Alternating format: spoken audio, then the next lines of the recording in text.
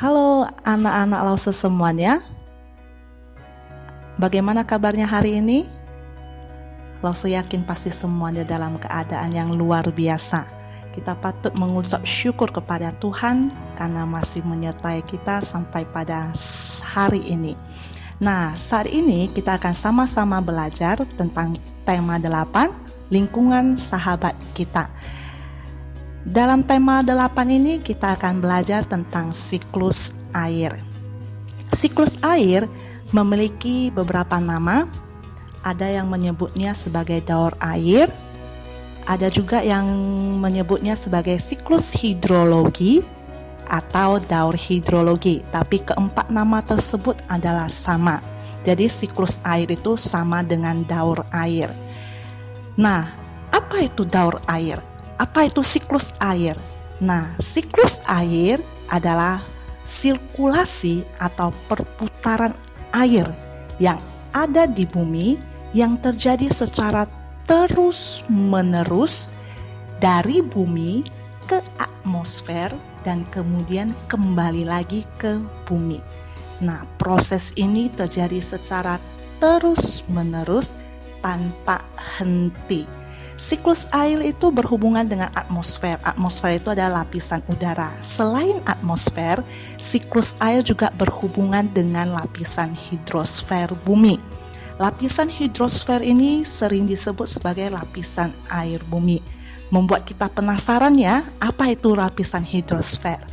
Nah, lapisan hidrosfer itu berasal dari kata hidro, yang berarti air, dan sphere yang berarti lapisan. Jadi hidrosfer itu adalah lapisan air yang ada di permukaan bumi. Lapisan hidrosfer ini bisa dalam bentuk danau, sungai, lautan, salju atau gletser, air tanah, dan uap air yang terdapat di lapisan udara atau atmosfer. Jadi lapisan hidrosfer ini menyelimuti hampir seluruh bagian permukaan bumi. Kita tahu permukaan bumi, ada beberapa buku yang menyebutkan 2/3 dari permukaan bumi itu terdiri dari lautan. Ada juga yang mengatakan 3/4 bagian dari permukaan bumi itu terdiri dari lautan. Keduanya sama karena kalau kalian perhatikan, perbandingan tersebut memiliki nilai yang sama. Jadi kesimpulannya, hampir 70% permukaan bumi itu terdiri dari air. Nah, dari sini kita lihat betapa baiknya Tuhan kita itu. Karena Tuhan tahu manusia selalu membutuhkan air dalam setiap kehidupannya sehari-hari. Makanya Tuhan menciptakan bumi itu dengan komposisi air yang lebih banyak dibandingkan dengan daratan. Nah, dari semua jumlah air yang ada di bumi ini, hampir 97% itu adalah air asin, air yang mengandung garam, seperti air yang ada di lautan. Dan hanya 3% air tawar. Air tawar itu bisa berbentuk dalam es, gletser, air tanah, ataupun air yang ada di danau, sungai, rawa, dan uap air yang ada di atmosfer atau lapisan udara. Nah, jadi kita tahu bahwasannya hampir seluruh permukaan bumi ini terdiri dari air, jadi kita boleh tenang karena air tidak akan pernah habis. Karena kita tahu air jumlahnya lebih banyak daripada daratan. Menjadi pertanyaan, mengapa air itu tidak pernah habis atau berkurang? Ternyata air di permukaan bumi tidak pernah berkurang ataupun habis karena air di permukaan bumi mengalami yang namanya daur air atau siklus air. Nah, siklus air ini berhubungan erat dengan matahari sebagai sumber energi utama. Kita tahu matahari adalah sumber energi utama bagi bumi, dia penyedia energi cahaya dan energi panas yang terbesar bagi bumi. Ketika matahari menyinari bumi, maka akan menguapkan semua permukaan air yang ada di permukaan bumi. Salah satunya itu ada air laut, air sungai, air danau, air rawa, dan semua air yang ada di permukaan bumi. Nah, pada saat penguapan tersebut, maka disebut proses evaporasi.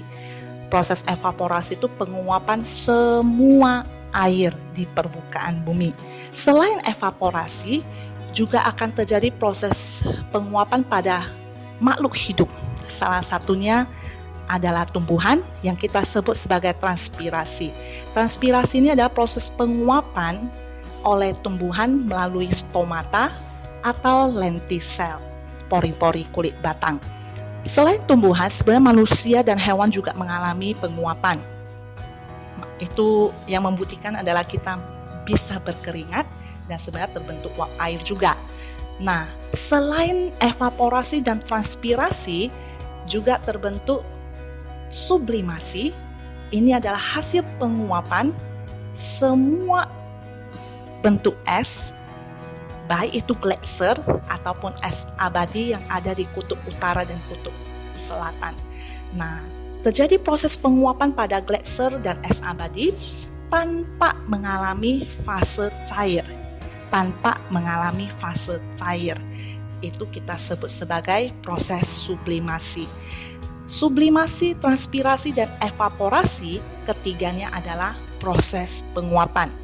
Setelah terjadi proses penguapan, maka akan terbentuk uap air. Uap air akan naik ke langit, berkumpul membentuk awan.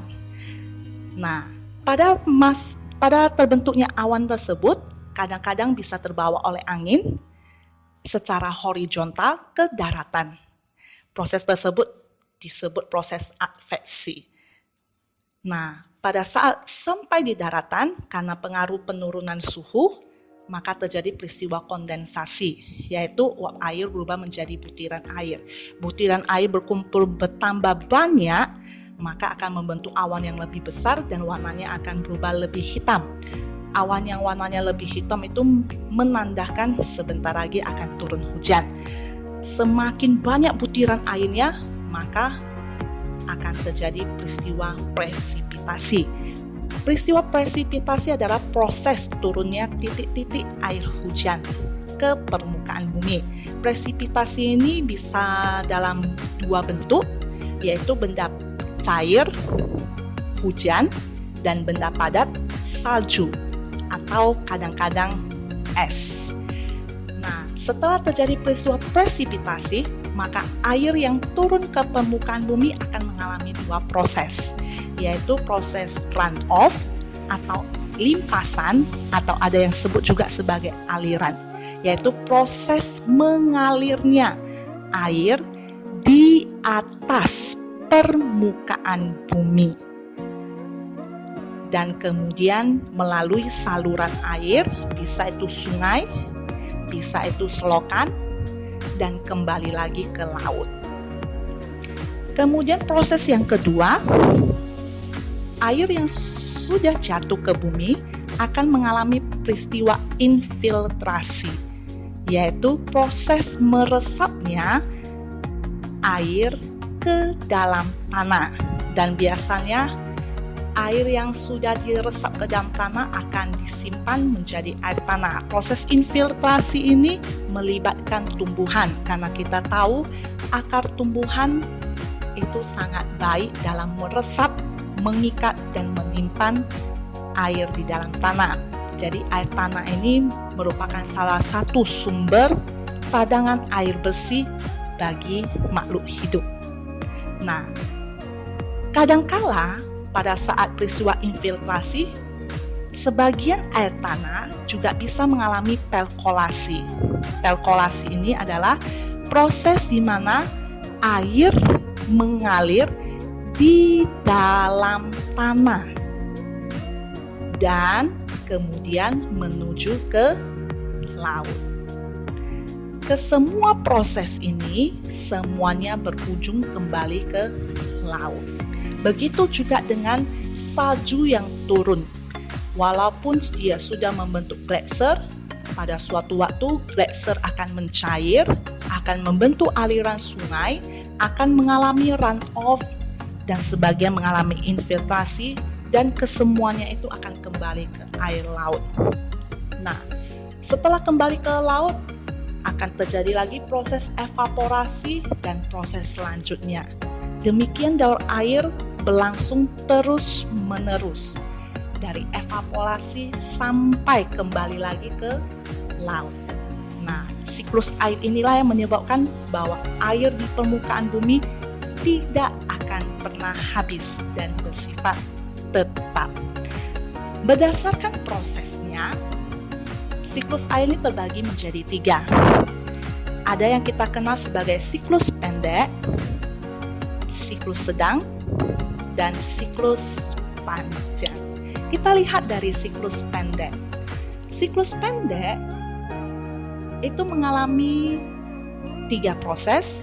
Yang pertama adalah penguapan atau evaporasi oleh panas matahari, terbentuk uap air, membentuk awan, kemudian terjadi kondensasi, terbentuklah butiran air bertambah banyak, dan tidak terjadi proses adveksi, yaitu proses perpindahan awan ke daratan yang terbawa oleh angin, tetapi masih di atas laut dan sudah terjadi peristiwa presipitasi. Jadi kalau misalnya terjadi hujan di laut, itulah yang disebut sebagai siklus pendek. Kemudian kita lihat siklus sedang. Siklus sedang juga terjadi penguapan oleh panas matahari, terbentuklah uap air, terjadi kondensasi, kemudian terjadi proses adveksi, yaitu awan terbawa oleh angin ke daratan. Di daratan, butiran air bertambah banyak dan terjadilah peristiwa presipitasi. Kemudian setelah terjadi peristiwa presipitasi, hujan turun, terjadilah limpasan atau runoff dan infiltrasi dan kembali lagi ke laut. Nah, proses ini disebut siklus sedang dan biasanya kita alami sehari-hari. Jadi siklus sedang kita alami setiap hari jika ada hujan. Kemudian kita lihat siklus panjang. Siklus panjang dimulai juga dari penguapan oleh panas matahari, terbentuk uap air berkumpul membentuk awan. Karena penurunan suhu, maka terjadi peristiwa kondensasi, uap air berubah menjadi butiran air, terbawa angin sampai jauh ke pegunungan yang tinggi. Karena penurunan suhu yang sangat drastis, butiran air berubah menjadi kristal-kristal es dan terjadi presipitasi, tapi tidak dalam bentuk air hujan, melainkan dalam bentuk salju, kadangkala hujan es, dan terjadilah proses selanjutnya, gletser mencair, terjadi proses runoff dan infiltrasi, dan semua kembali ke laut. Biasanya siklus panjang ini hanya terjadi di daerah pegunungan tinggi yang bersalju dan di kutub utara dan di kutub selatan. Ini adalah siklus panjang. Ketiga siklus ini sebenarnya sama. Yang membedakan hanyalah tempat presipitasinya saja. Nah, kita sudah tahu tadi, sudah Lause jelaskan bahwasannya 70% kurang lebih ya, permukaan bumi itu diliputi oleh air. Hampir seluruhnya. Tapi tahukah kamu bahwa kurang lebih hanya 2,5% air saja yang bisa kita manfaatkan di bumi ini, yang merupakan air tawar, yang merupakan cadangan air bersih bagi makhluk hidup di bumi ini. Jumlahnya sangat sedikit ya, jadi kita harus benar-benar melestarikannya. Seperti yang tadi Lause sebutkan, kita bisa melestarikan cadangan air bersih bagi bumi kita, yaitu dengan melakukan penghijauan dan reboisasi tentunya. Karena kita tahu akar pohon sangat baik dalam meresap air, mengikat dan menyimpannya dengan baik, sehingga cadangan air bersih kita tetap ada dan kita tetap bisa pakai. Mari kita lihat perbedaan air kotor dan bersih. Jadi kita bisa membedakan mana air kotor, mana air bersih.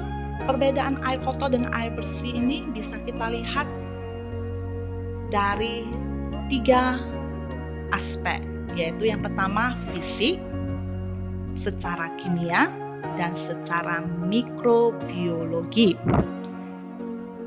Secara fisik, air bersih itu harus tidak punya bau. Dia tidak boleh berkerut dan rasanya harus tawar, tidak ada rasanya. Kemudian secara kimia, tingkat pH itu adalah tingkat keasaman larutan. Itu harus normal, yaitu 6,5 sampai 9,2. Dia tidak boleh memiliki kandungan yodium yang berlebih.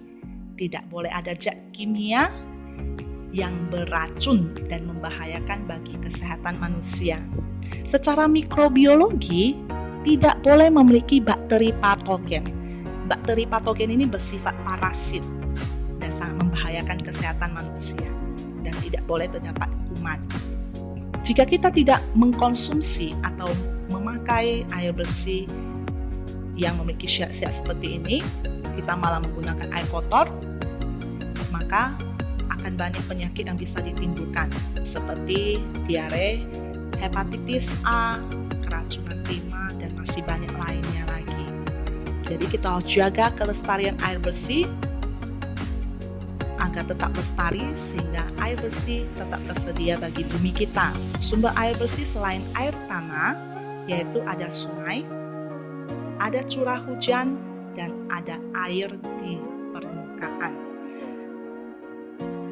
Bagaimana cara kita melestarikan air bersih? Itu bisa kita mulai dari diri kita sendiri.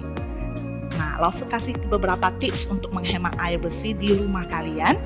Salah satunya yaitu hemat air saat mandi. Jangan boros air, gunakan air secukupnya. Tapi harus bilas bersih. Jangan nanti masih ada sabun tidak dibilas. Nah, kemudian perbaiki pipa keran yang bocor. Jika ada pipa di rumah kalian yang bocor, harus segera perbaiki supaya air tidak mengalir sia-sia. Gunakan tempat penampungan untuk menampung air bekas cucian sayur atau air hujan, karena nantinya air bekas tersebut pasti ada gunanya. Gunakan air seperlunya dan tutup keran jika tidak digunakan. Seperti misalkan yang buka air di bak mandi, ingat tutup kalau sudah penuh, jangan sampai berjatuhan. Kemudian buatlah sumur resapan, karena sumur resapan ini bisa meresap air sehingga proses infiltrasi bisa terjadi dan cadangan air bersih kita tetap terjaga. Dan gunakan air bekas cucian sayur, cucian beras, cucian buah yang tadi kita tampung untuk menyiram tanaman, karena kita tahu akar tanaman dapat meresap dan menyimpan air dengan baik. Air bersih itu mahal loh, jadi kalian harus gunakan air bersih dengan bijak.